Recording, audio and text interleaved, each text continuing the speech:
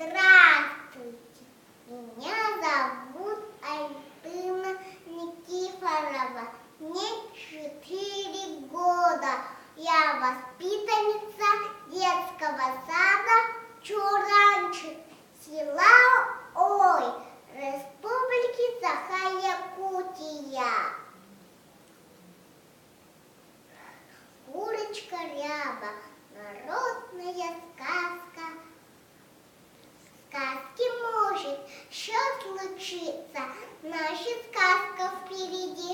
Сказка в гости к нам стучится, скажет сказки заходи.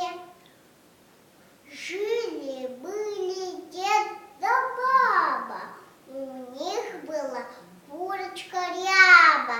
Снесла курочка яичко, да не простое, а золотое. Дед его бил, да не разбила. Баба била, да не разбила.